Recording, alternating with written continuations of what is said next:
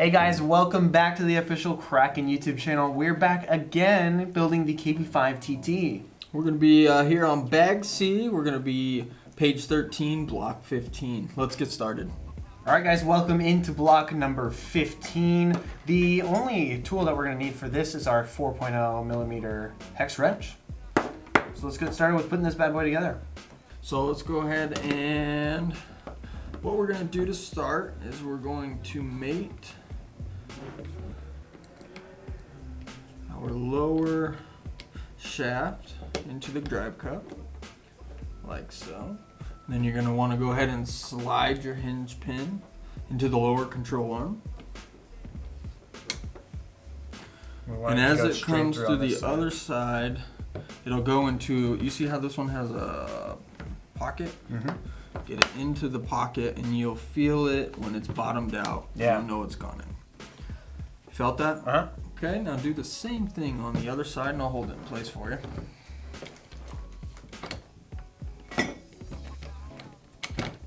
Get that slid in there. There you go. And then we're going to go ahead and slide this bottom section first. And then make sure that it comes out and slides into the little pocket.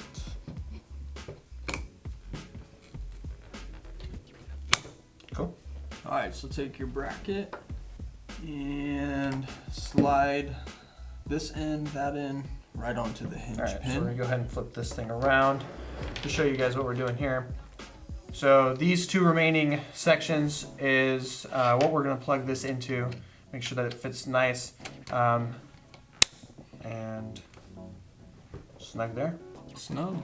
Alright guys, you don't need any Loctite for the cap screw. It's going into a plastic. We're going to use our electronic gun and make it a little bit easier. What Nate's doing is he's going to pinch the two brackets together with his hand so there's no gap and tighten it down.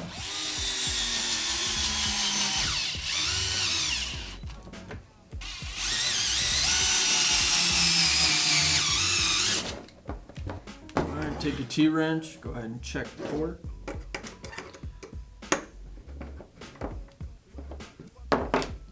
See what we got. Alright guys, after you tighten down the two cap screws, go ahead and check and see if there's any binding. Here it looks like we're good, no binding. If you over tighten these, it may bind, so go ahead, just make sure you double check that. Moving on to Sweet 16. For the tools, we've got our 3.0 hex wrench along with the crescent wrench. In this block, we're going to be assembling the steering servo saver. We got steering tube, we got the servo horns, we got the spring, adjuster nut, flange bearings, and drag link. Let's get started with steering tube. We're going to use steering servo horn, so it's going to slide onto from this way. Right there, and then you're going to put on the upper portion. Your assembly sitting here. You want the servo saver horn to align to the left of the bracket. Perfect. Like that. And then it just sits in here with its little divot that it's... That's right. Now the spring. This is the lightened spring from the previous version. It allows a little bit more articulation, so just go ahead and slide that right on top of the tube. And last, you're going to do your adjusting nut. This is also another upgrade that we did. We're now offering it with a 24 millimeter nut pattern, which makes it a lot easier to tighten down. So Nate's going to start the adjuster nut with his hand, and then he's going to use the crescent wrench once he gets it tight to finish it off. We recommend 5 millimeter as the gap. Go ahead and use your calipers when we get close, and then we can measure it. So he's going to continue tightening. All right, so once you got it to the tightness necessary, we're going to go ahead and move on. All right, drag link. Let's go ahead and stick this bad boy on. You want to put your flange bushing on first. And your flange bushing goes with the other side up. No, the flange bushing flipped over. Now set it on top of here. And then here. and then your drag link bolt. No Loctite here. Again, we're going into plastic. So now your next piece goes like so, and you're gonna do the same thing. Flange bushing first. Part and screw.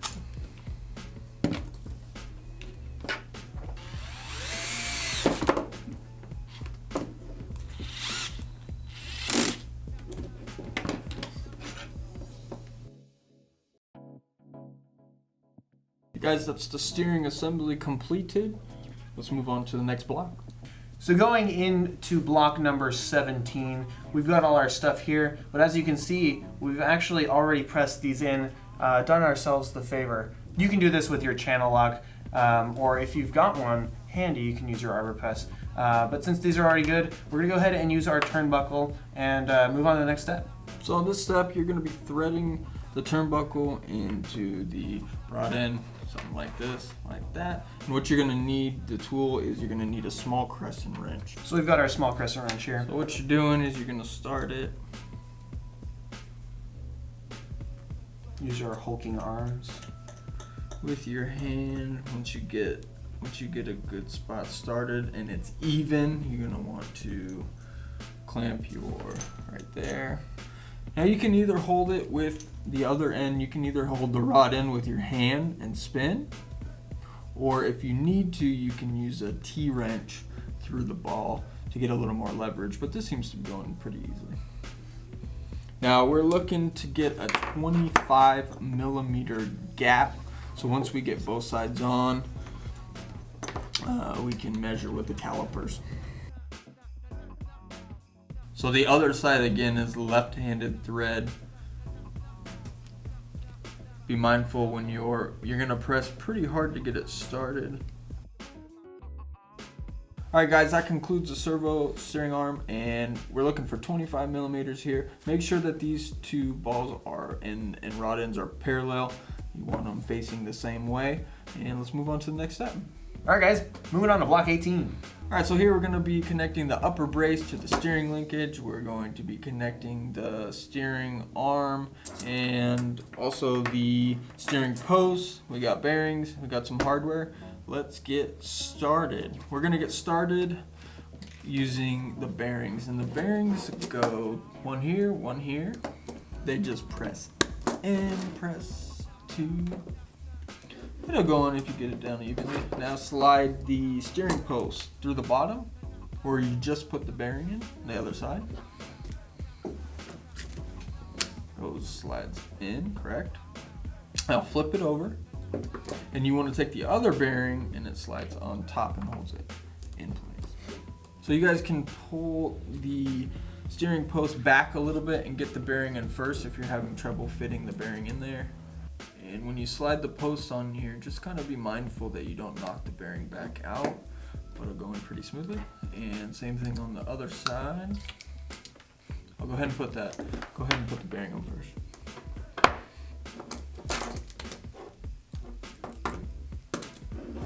There you go.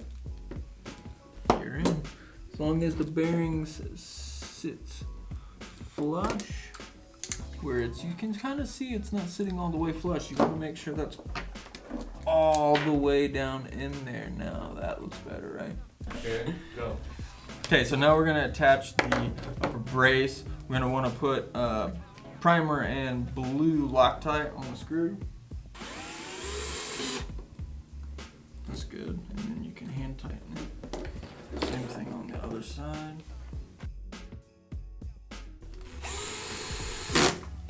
Okay, now T-wrench for torque on both screws, just to double check.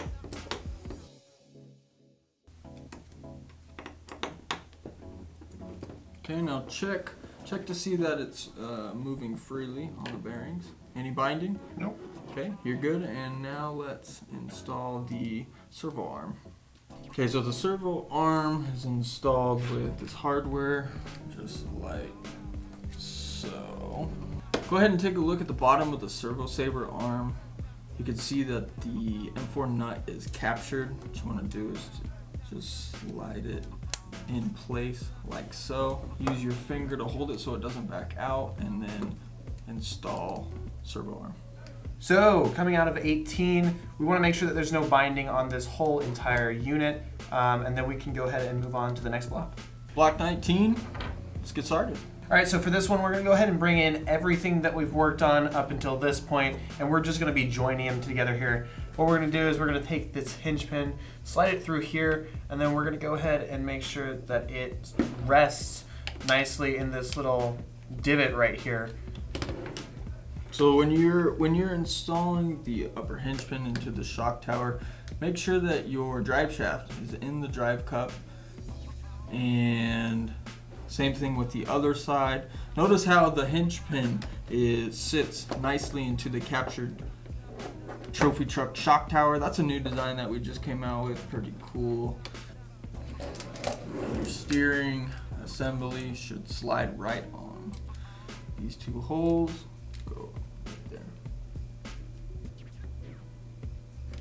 Slide it down. Now we'll flip it over, and you're going to want to put your two button head screws right on top. No thread locker, and just easy when you're using the gun. So we're gonna go ahead and use our 3.0 here for these guys. What do you think, Nate? It's starting to really look like something, huh? It looks like it's gonna be a car. Yeah. All good, no binding. Both drive shafts are in. So that part is completed. That's the finish of block 19. We're gonna move on to the next block. Here we are, block 20. Nate, take it away. So beforehand, we went ahead and made sure that these rod end balls were put into each rod end.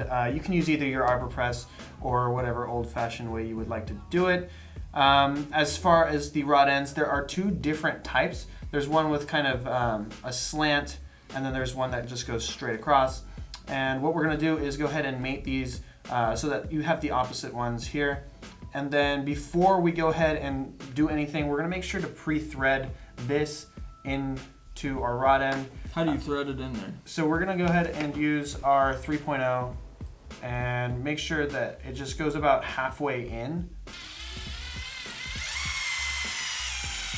And then to give extra leverage, you can just go ahead and use a T-wrench and put it through the ball end here. So Nate, what you're gonna wanna do is you're gonna wanna put the T-wrench back on the other side. Yeah, start it by hand, get it going. You can actually, since we pre-threaded the part, it should go on there pretty easily. Now Nate, once you're gonna get real close on this, we're only gonna have a 1.1 millimeter gap here. So I'll get our calipers set up. So you see how you're a little bit crooked there? You wanna make sure both are even. 1.8, maybe one more half turn and we will be on the money.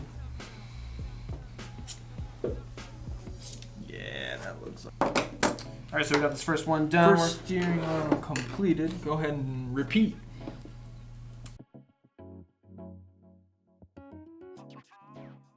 Straighten it out, and let's take a look at them. Not too much to this one. Take a look, and let's move on. All right, on to block 21. All right, this is the last block of bag C. We're going to be installing the steering arms onto the front assembly. So Nate, what you want to do is you're going to mount these with the supplied screws, and you see, you take your ball end of the rod end that's straight, put it into the assembly here, you screw that side in, and then make sure that the angle is pointing away from the front of the car, and you also slide that in there. You're going to put your nut on one end and your screw on the other side. So let's see you do it. So you're going to want to use the flathead screw closest, and you're going to want to use the button head screw at the spindle. When you're screwing this one down, you want to just have it fairly tight. So that's probably good right there. Check and see if it's still spinning. Yeah, it's spinning. For this one, we're gonna go ahead and use the longer. So you button make head. sure that the ball sits flush in here. You're gonna have to move the spindle at the same time. Slide that button head down, just like so, and then you're gonna put your nut at the bottom. Use your crescent wrench to hold it in place and tighten from the top. You can get it started with the hand. So you want to use the flat side going up. Make sure it's all the way in there. Okay. Let's see. Up and down, all around, all over the side. So you're gonna have to pivot the steering link all the way to the left to get this in. So you want to use your button head on that side.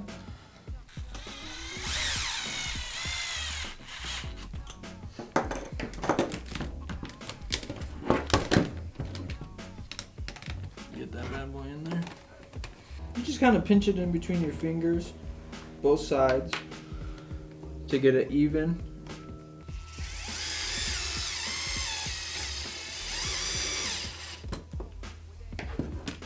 Voila. The front assembly is completed. We got the whole control arm set up. We got the drive shafts in, steering links in. We got the servo saver in. And take a look at it. Arms can move nicely. And that wraps it up for bag C. All right, guys, thanks for watching. Stay tuned for our next tutorial where we tackle bag D. Go ahead and like and subscribe, and then turn on the notifications to be notified of our next video.